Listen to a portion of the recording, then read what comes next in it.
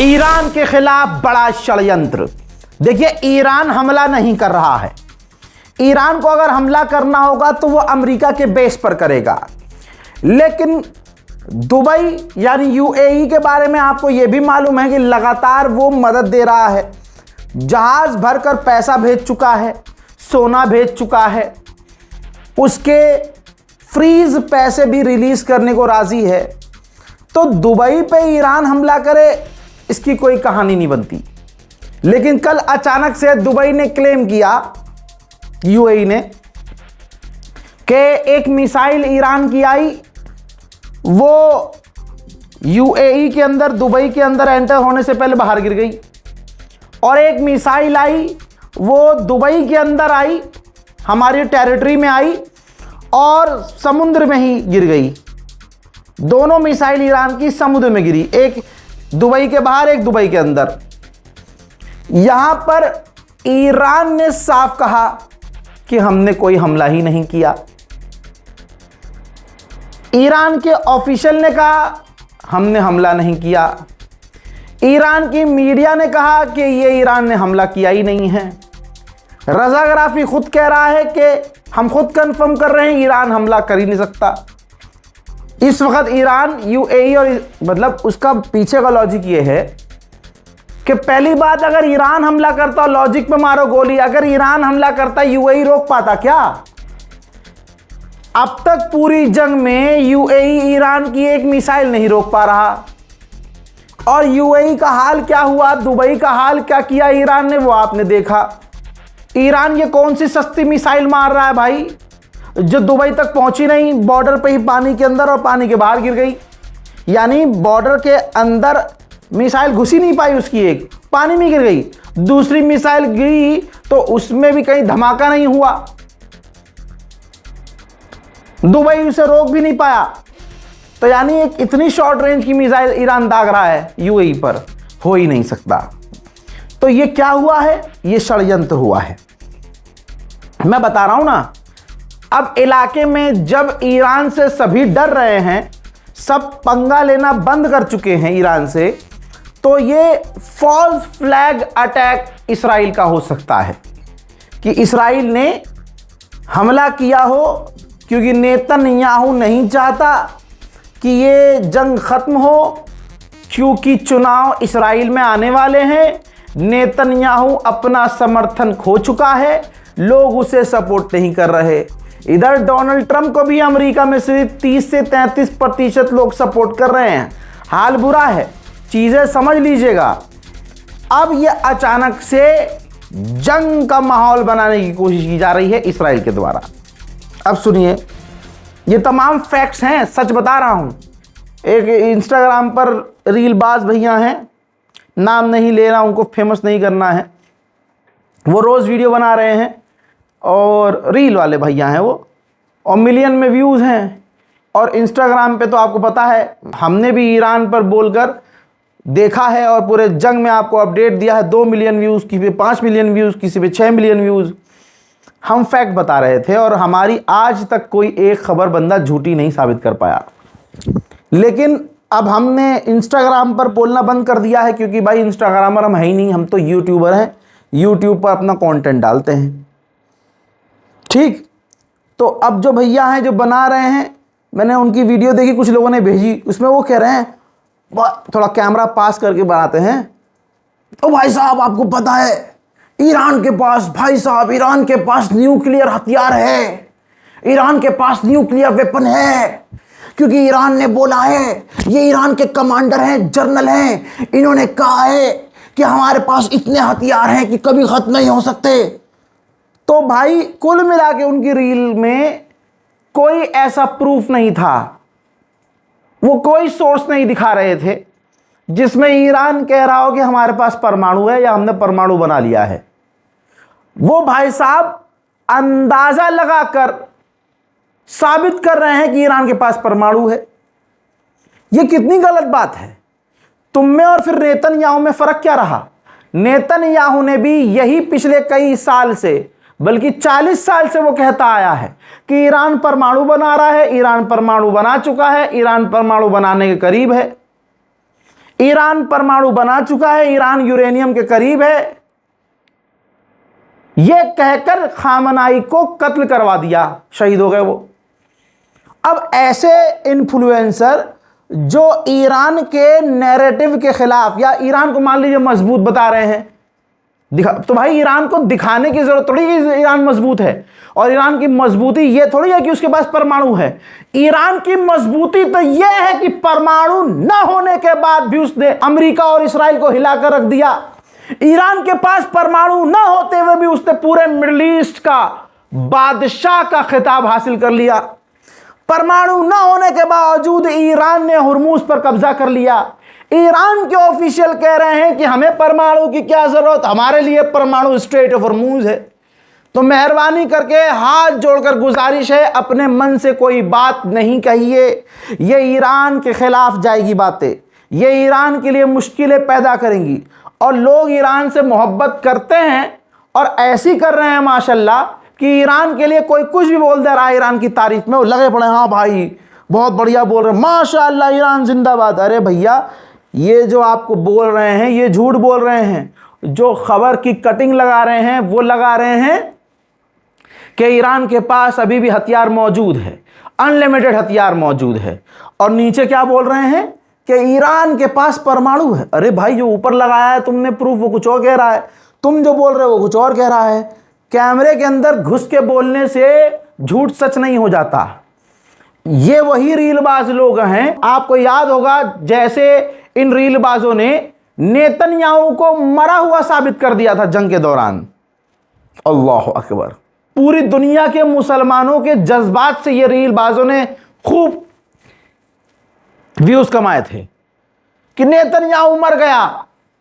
खबर आ रही है कि नेतन्याहू बंकर में है, बंकर पर ईरान ने अरे मैं कह के मर गया कि भाई अगर पूरे एशिया में खामनाई की शहादत का ऐलान करने वाला पहला पत्रकार, पहला यूट्यूबर मैं हूं, तो अगर कुछ बड़ा होगा मिडिल ईस्ट में तो भाई मेरे सोर्स तो अभी भी वहां है ना, जो बड़ी खबरें सबसे पहले मुझे बता देंगे, मैं आपको बताऊंगा। तो नेतन्याहू मर गया और मैं रजाग्राफी आपको बता नहीं रहा। मैं ये उस वक्त कह रहा था कि नहीं, जिस दौर में हर रीलबाज रील बना रहा था कि नेतन्याहू मर गया, मैं कह रहा था भाई नहीं मरा, नहीं मरा, नहीं मरा। मत बनाओ फेक वीडियोस, मत शेयर करो ये गलत वीडियोस। कौम परेशान हो जाती है। नहीं माना किसी ने, फिर धीरे धीरे साबित हो गया कि नेतन्याहू जिंदा है। इसी तरह से ट्रंप के कभी मरने की खबर, बस तो भाई ये जो ईरान के पास अफवाह उड़ाई जा रही है कि परमाणु है, परमाणु है, परमाणु है, नहीं है, नहीं है। क्योंकि आपको पता ही नहीं है कि जो अभी जो खामनाई गुजरे हैं, फतवा दे रखा था सख्त उन्होंने कि परमाणु नहीं होना चाहिए। तो ये जो ईरान के समर्थन में बढ़ा चढ़ाकर चीजें बता रहे हैं, ये असल में ईरान को गलत साबित कर रहे हैं। ईरान के पास आज की तारीख में भी परमाणु नहीं है। अगर ईरान परमाणु बनाएगा भी तो फिलहाल नहीं बनाएगा। अगर उसका न्यूक्लियर प्रोजेक्ट कुछ होगा तो वो अभी बंद पड़ा है, प्रोजेक्ट नहीं बना रहा। इस वक्त ईरान अपने मिसाइल प्रोग्राम को बढ़ा रहा है, मिसाइलें बना रहा है, ड्रोन बना रहा है, उनकी प्रोडक्शन को कई गुना बढ़ा दिया है। इसका मतलब यह नहीं है कि वो परमाणु बना रहा है, यह मतलब भी नहीं है कि परमाणु बना नहीं सकता। लेकिन ये जो आप ये कुछ रीलबाज व्यूज के लिए झूठ बोल रहे हैं कि ईरान के पास परमाणु है, वो और नेतन्याहू, उन दोनों में कोई फर्क नहीं रह गया है। ईरान के पार्लियामेंट स्पीकर 3 दिन के लिए इराक जाने वाले हैं इलाके की स्थिति पर बात करने के लिए। मेरे दोस्तों, तुर्की के राष्ट्रपति रजब तैयब एर्दोगान ने गुलाबी सुअर को फोन करके बोला है कि देखिए बहुत हो गया, आप ईरान से बात कीजिए और ईरान से डील कीजिए। ईरान के एग्रीकल्चर मिनिस्टर ने कहा है कि ये जो ब्लॉकेज हम पर लगाया गया है इससे हम पर कोई फर्क नहीं पड़ रहा, क्योंकि हमें किसी चीज की कमी नहीं हो रही है, हमारा कोई रिजर्व का दरवाजा खुला नहीं है। यानी जो हमने खाना पानी अनाज रिजर्व करके रखा है उसको हमने देखा भी नहीं है। हमारे पास इतना कुछ है, हमारे पास किसी चीज की कमी नहीं है। ईरान के जनरल कमांडर मोहम्मद रजा नकदी, वो जो बता रहा है लौंडा रीलबाज के ईरान के पास परमाणु है, वो इन्हीं की वीडियो को लगा देता है और अपने मन की बात बोल देता है व्यूज़ के लिए। भाई ऐसे लोगों से बचिए।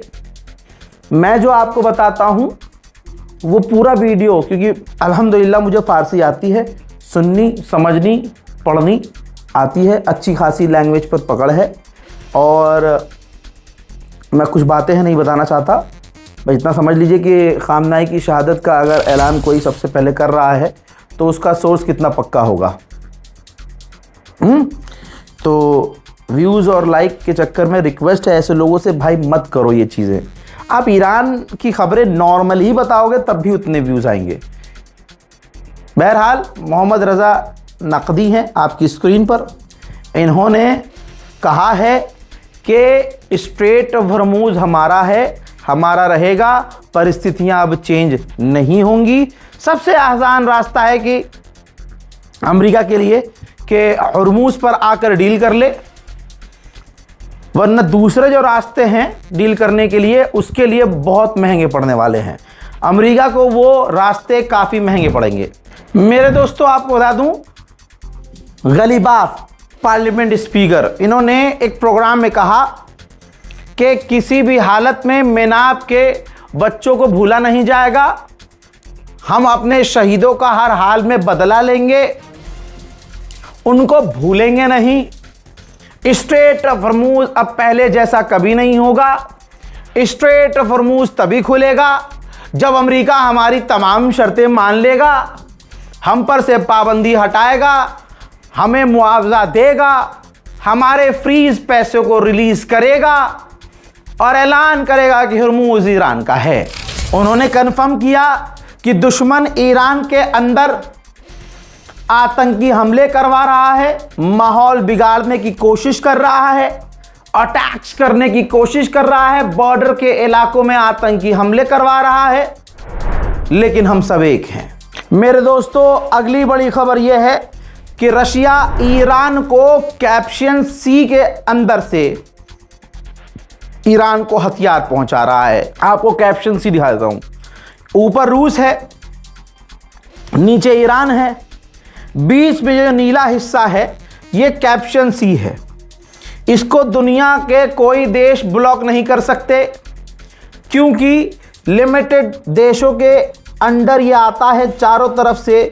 जैसे कजाकिस्तान है, दूसरी तरफ तुर्कमेनिस्तान है, ईरान है, अजरबैजान है और फिर रशिया है, और ये तमाम देश एक दूसरे को ब्लॉक नहीं करते। बहुत कम लोगों का यहाँ एक्सेस है। तो ऊपर की तरफ से रशिया इसी कैस्पियन सी के द्वारा ईरान को हथियार भेज रहा है, हथियारों के पार्ट्स भेज रहा है, ड्रोन के पार्ट्स भेज रहा है। मेरे दोस्तों गुलाबी सुअर ट्वीट खेल रहा है। ईरान पहले ही कह चुका है कि ट्वीट से नहीं जीत पाओगे, लेकिन गुलाबी सुअर करे तो करे क्या, कुछ तो करना ही होगा। अब उसने ट्वीट किया है, दिखाया है कि यूएस टेरिटरी, अमेरिका की नई टेरिटरी स्ट्रेट ऑफ हॉर्मुज़, और कमाल की बात यह है कि इसके अंदर से उसने कतर और बहरीन को गायब कर दिया है मैप से। यानी अब ये पूरा इलाका स्ट्रेट ऑफ हॉर्मुज़ का अमेरिका का हो गया है। तो दोस्तों इस हिसाब से तो चलो भैया, ये रहा अमेरिका का मैप, ये है टेक्सास। ठीक, अब आज के बाद टेक्सास है नई दिल्ली, भारत की न्यू टेरिटरी। ठीक है दोस्तों, भारत की न्यू टेरिटरी है अब ये। तो आप कहेंगे भाई हम कैसे मान लें, तो वीडियो में कुछ भी बोल देगा तो मान लेंगे क्या? भाई अगर गुलाबी सुअर के सिर्फ लिख देने से हॉर्मुज़ अमेरिका का हो गया तो लिख तो हम भी दिए हैं भैया। तो आज के बाद टेक्सास नई दिल्ली का है, समझे गुलाबी सुअर। ईरानियन ऑफिशियल गरीबाबादी ने रिट्वीट करते हुए कहा है डोनाल्ड ट्रंप का उस फर्जी मैप को कि बहुत जल्द अमेरिका की गलतफहमी हम दूर कर देंगे, वरना अमेरिका का जो ये राष्ट्रपति है, ये जो आदमी बहुत बड़ी गलतफहमी में रह रहा है, उसकी हम गलतफहमी दूर कर देंगे। डोनाल्ड ट्रंप पर कोई भरोसा नहीं कर रहा है। कल बताया था कि सिर्फ 33% अमेरिकी वोटर ट्रंप पर भरोसा कर रहे हैं और ट्रंप के प्रशासन में ऐसे बहुत सारे अब लोग हैं जो ट्रंप पर भरोसा खुद कर ही नहीं रहे हैं। हरामी कल कुछ कहता है, परसों कुछ और कहता है, तरसों कुछ और कहता है। अरे भाड़ू, एक जगह तो टिक जा, एक जगह टिक जा भाई, एक जगह टिक जा। और हमें पता था, मैं अपनी ऑडियंस को रोज समझाता हूं कि एक बार मोदी पे भरोसा कर लेना, इस गुलाबी सुअर पर ना करना। मैं बोलूंगा नहीं आगे, मेरे मन में मोदी जी के लिए बहुत चीजें भरी हुई हैं, लेकिन नहीं, अभी भाई 52 सही है केस, 53वां भाई बहुत ज्यादा हो जाएगा। जरा ये देखिए, पहली बार डोनाल्ड ट्रंप आपके पसंदीदा गुलाबी सुअर ने माना है कि देयर इज नो टॉक और कन्वर्सेशन गोइंग ऑन और शेड्यूल्ड। ले भैया, हरामी पिछले हफ्ते चीख रहा था कि ईरान से हमारी बातचीत हो रही है, कल भी इसने कहा था ईरान से हमारी बातचीत बहुत अच्छी चल रही है, परसों इसने कहा था कि ईरान से हमारी डायरेक्ट बातचीत चल रही है। हमेशा की तरह ईरान की ही बात सही निकली। ईरान ने शुरू में कह दिया था हमारी कोई बातचीत नहीं चल रही है। अब गुलाबी सुअर अपने ही झूठ को काट रहा है और कह रहा है कि कोई बातचीत ईरान से नहीं चल रही है और शेड्यूल भी नहीं है, और हुर्मुज खुला हुआ है, फिर से झूठ। और हमने स्ट्रेट ऑफ हुर्मुज के अंदर से माइंस हटा दिए हैं, फिर से झूठ। और नेवल ब्लॉकेज हमेशा रहेगा, वो तो वक्त बताएगा।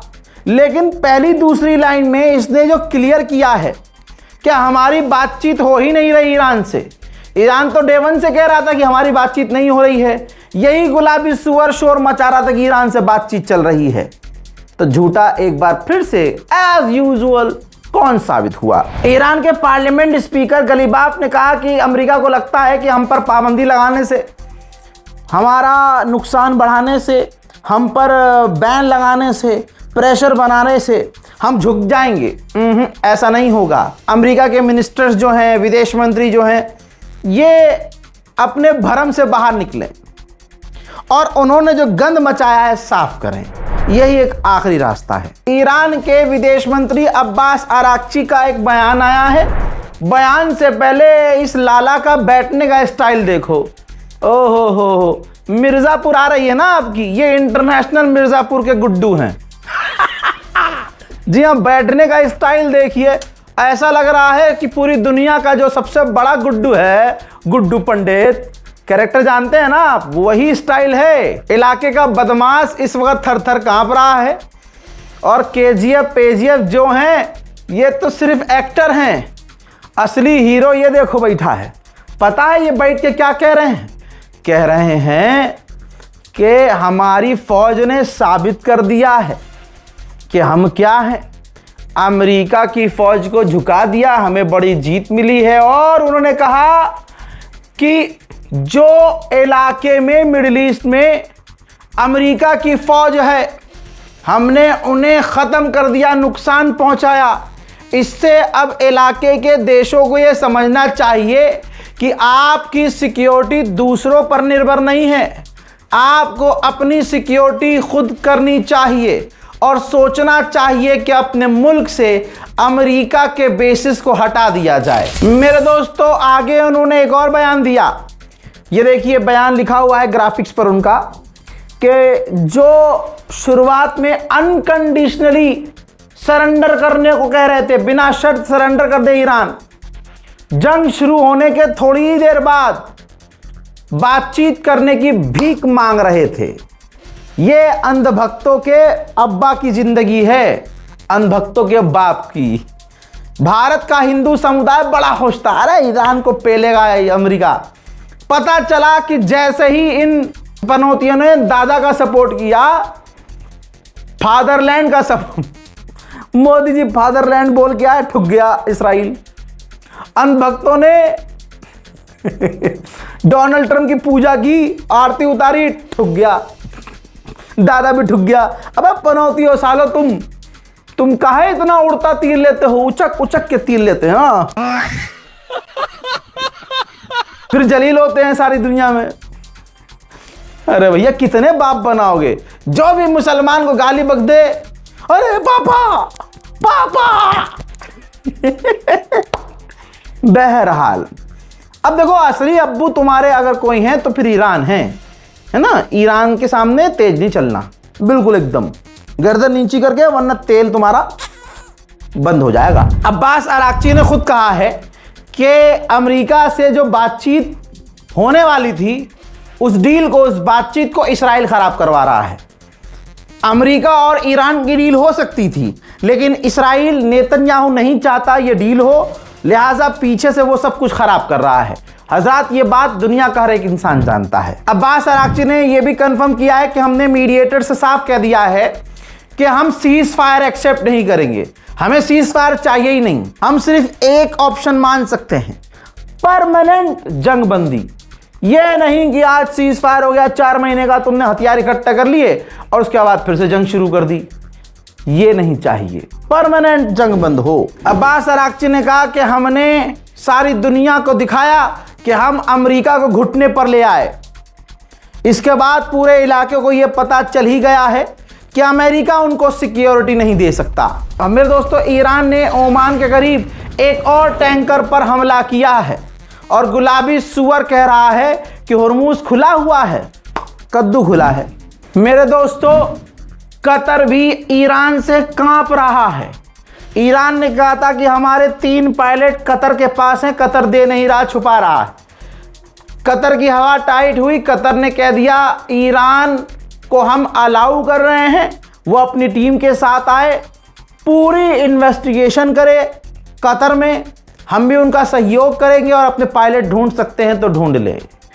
हजरात, मेरा मानना है कि कतर के पास अगर ईरान के पायलट हैं तो वो अपने पास नहीं रखेगा, वो सीधा इस्राइल या अमेरिका को दे देगा, ये मेरा मानना है। वहीं मेरे दोस्तों, इराक में कुर्दिस्तान के इलाके में बड़ी आग लगी है। इसके पीछे ईरान का हाथ पैर बताया जा रहा है।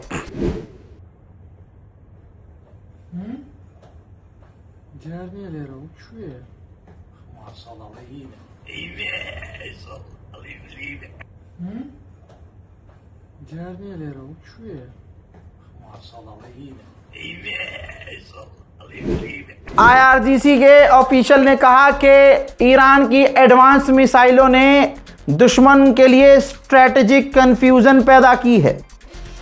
हमारी मिसाइलें काफी खतरनाक साबित रही हैं और स्ट्रेट ऑफ हॉर्मुज परमाणु मिसाइल परमाणु हथियार के इक्वल है, लिहाजा हम हॉर्मुज तो कभी छोड़ने वाले नहीं हैं।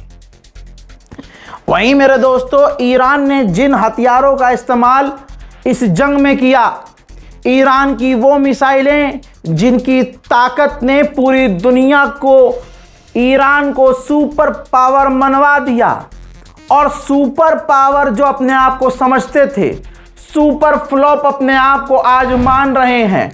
ईरान के उन हथियारों के बारे में मेरा ये YouTube चैनल है रज़ाग्राफी सोशल, इस पर मैं उन ईरान की मिसाइलों के बारे में बता चुका हूं।